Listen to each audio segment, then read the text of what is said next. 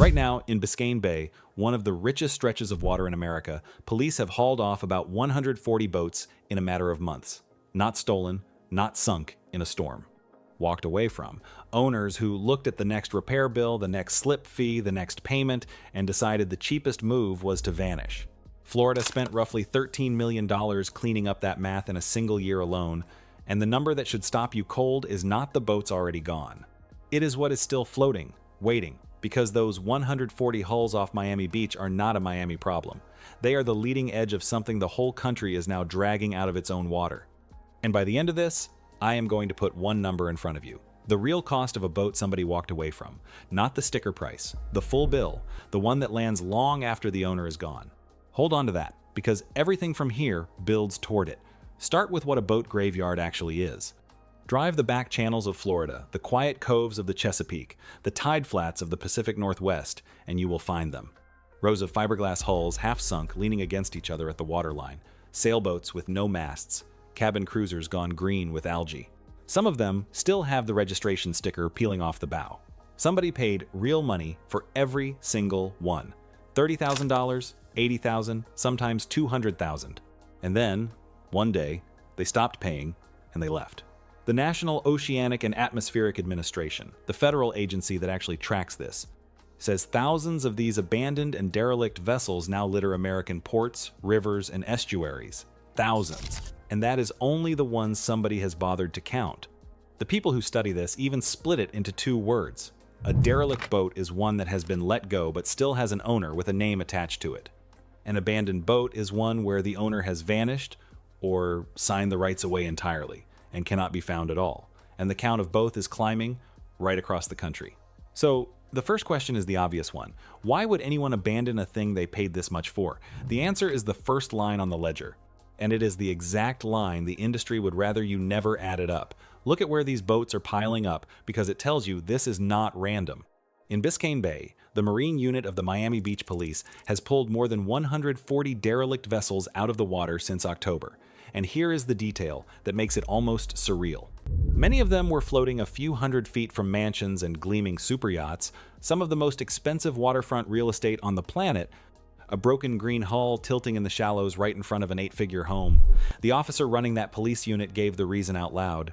People buy the boat, then they find out what it truly costs to keep one, and they bail. Now go to the opposite corner of the map, Alaska. As of this year, the state is looking at more than 3,000 vessels between 28 and 59 feet long that are over 45 years old. Old hulls, at the end of their lives, owned by people who are aging out of them at the same time. On those remote coasts, where there is no easy road and no nearby yard, the cost of removing a single boat can double compared to anywhere in the lower states. So it is not one region, and it is not one climate. It is the warm money water of South Florida, and it is the cold working coast of Alaska, and both are filling with the same thing. And the next part should raise the hair on your neck. These are the ones getting removed. For every boat a police unit drags out, there are more sitting at anchor, quietly rotting, waiting their turn. The tide keeps them hidden at high water and shows them off at low, and the number of them is climbing faster than any state has the money or the manpower to keep up with. Which brings us to the question underneath all of it. What makes a person do this? Because nobody walks away from a boat that is worth something. Remember that line. It is about to matter more than anything else in this video. This is the piece almost nobody explains, and it is the whole engine of the story. Getting rid of a boat legally is punishingly expensive. When a large derelict vessel has to come out of the water, the removal alone can run between $250,000 and $400,000. Even sinking one on purpose, as an artificial reef, still costs well over $100,000 once you tow it, strip the fuel, and scrape the toxic paint off the hull. Disposing of a boat the right way is not cheap, and it is not quick. Now, sit in the owner's chair for a second and do the cold math with them. Say you have a 20-year-old cabin cruiser. The engines are tired. It needs $10,000 of work just to be safe on the water. The marina wants its yearly slip fee. The insurer wants a hurricane plan before it will even renew you. And the boat itself, if you could even find a buyer, might sell for a few $1,000s, if that. So the owner is staring at a machine that costs money every single month, is worth almost nothing, and would cost real money to dispose of properly, and that is the trap. The cheapest option on the entire menu is to stop answering, slip the lines, and let it become somebody else's problem. A harbor master in Alaska put it about as plainly as it can be put. People generally do not walk away from the nicer boats that have value. Read that again, because it is the tell. The boats in these graveyards are not there by accident. They are there because, on a spreadsheet, abandoning them is the rational move. The system quietly rewards the walk away. And the moment you understand that, you stop seeing a graveyard, and you start seeing a decision made over and over by thousands of people running the same cold math. And this is not some rare edge case owner. Picture the guy who bought at the very top of the boom back in 2020 or 2021 when boats were flying off the lots, and he paid every dollar of a red-hot market price. 4 years later, the engines need work, the value has cratered, and the monthly payment has not moved an inch.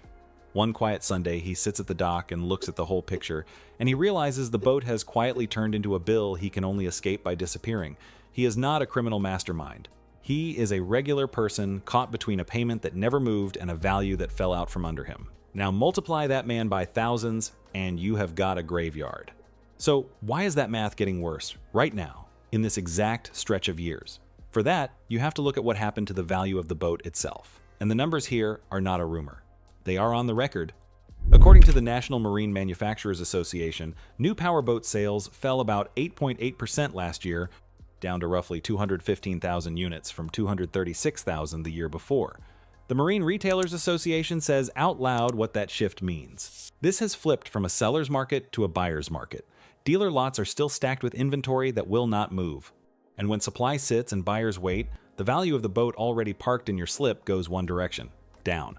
And the demand did not fall evenly, which is the part you need to hear if you own one of these. Look at the segments. Sales of pontoon boats, the family favorite, dropped almost 11% year over year.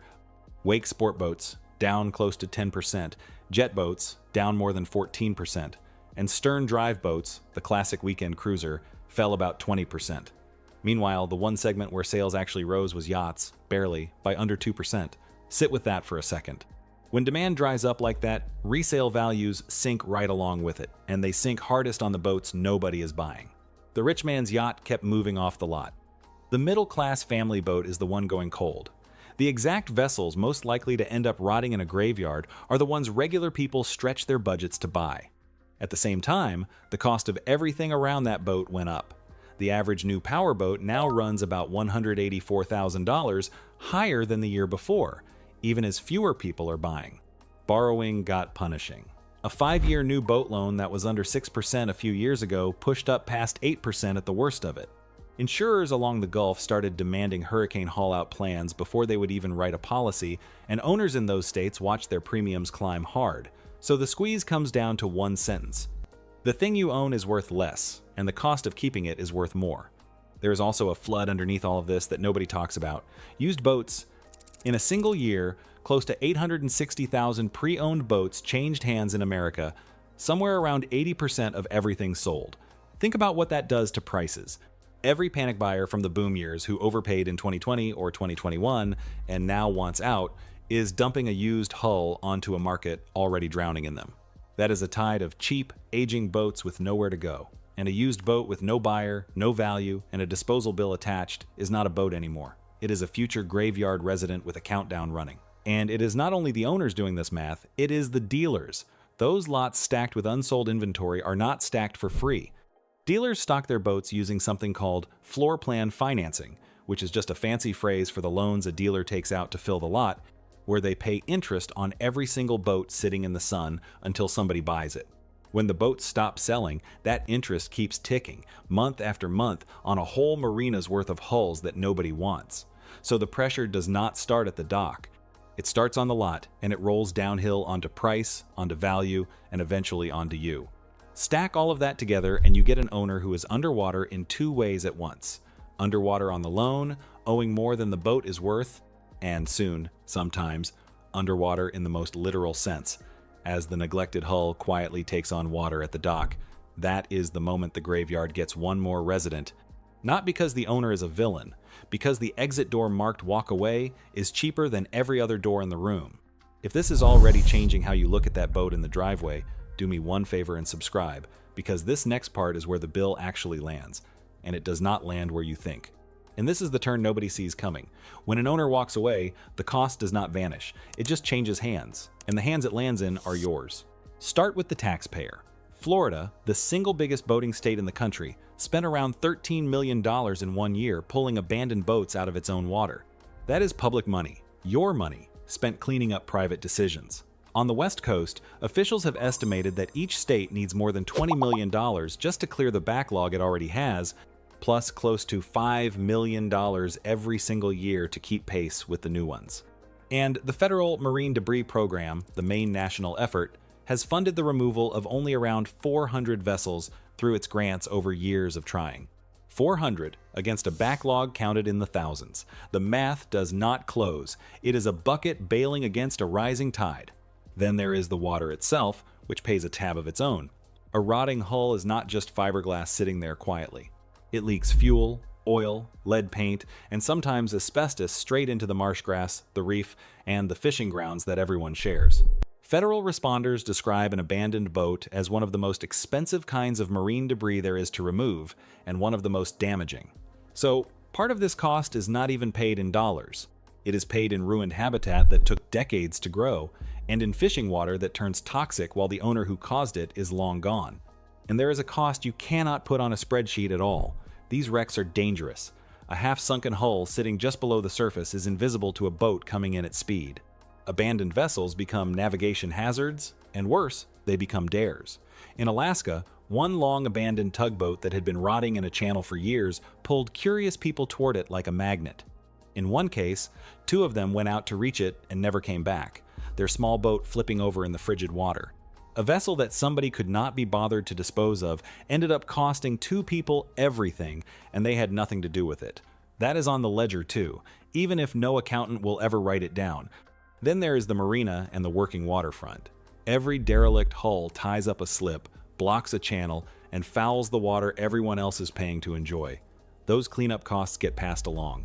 Slip fees climb, and the small owner, the family with the 20-foot fishing boat, gets squeezed out while the space gets handed to bigger, more expensive vessels. The graveyard does not just sit there. It quietly raises the price of staying on the water for everyone still playing by the rules. And finally, there is you, the owner. Even if your boat is spotless and your payments are current. Because when values fall and wrecks pile up, the whole market gets marked down around you. Your resale gets harder, your insurance gets twitchier, and the law starts to tighten, which is the part that closes the escape hatch for good. Now, in fairness, here is what the industry will tell you, and some of it is true. The National Marine Manufacturers Association says the market is stabilizing. They expect sales this year to hold roughly flat or even tick up slightly. They point out that 11 million boats are still registered and in use, that most of them are small and long since paid off, and that plenty of families are still happily towing a boat to the lake every weekend. The panic is overblown, they say. The worst may already be behind us, and for the showroom, they may be right. But stabilizing the showroom does not do a single thing for the man holding a 15-year-old hull that no lender will finance, no marina wants for free, and no disposal yard will take without a check for 6 figures. That owner is not in the recovery story. He is in the graveyard pipeline. And the states have noticed. South Carolina just strengthened its abandoned vessel law to carry criminal penalties for owners who dump their boats. Late last year, it made an example of one. A 120-foot former Navy vessel that had sat derelict in a quiet creek for 4 years, leaking oil into the marsh the whole time. The state finally towed it 32 miles offshore and sank it on purpose, and then turned around and warned every owner watching that walking away is about to stop being free. When the law starts hunting the people who disappear, the cheap exit is gone, and everyone left holding a boat inherits the cost of the ones who ran. So, let us settle the bill, the number I promised you at the very start. Take one abandoned cabin cruiser, the owner paid, let us say, $100,000 for it new. By the time they walk, it is worth almost nothing, so that entire purchase price is a loss gone. Then the removal, the towing, the fuel, and paint stripping, another $100,000 to $400,000, paid not by the owner, but by the public.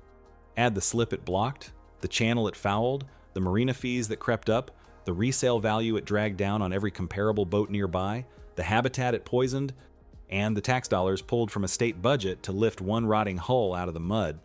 One walkaway boat does not cost the sticker price. It costs a multiple of it, spread across a marina, a city, a state, and every other owner in the water. That is the real number. And it is the number the brochure never shows you, because the entire point of the walkaway is that the person who caused the cost is the one person who never has to pay it, which leaves you with the only move that actually protects you. Do not be the buyer who finds out the true cost after the ink is dry. Know the disposal bill before you ever sign. Know what the thing is really worth in a falling market, not what the salesman on the lot swears it is worth. And keep an exit plan for the day you are finally done with it, so you are never the one doing that cold math alone at the end of a dock at midnight. In a market like this one, the person who wins is not the one who buys the fastest. It is the one who waits, watches the wrecks stack up, and moves only when the number finally makes sense. If this changed how you see that boat, or the one you have been thinking about buying, subscribe and stay with this channel. Next, I am breaking down the exact boats losing value the fastest right now, the ones most likely to end up in one of these graveyards, so you know which names to walk past on the lot before you ever get burned. That one video could save you the whole down payment. It is up on screen now,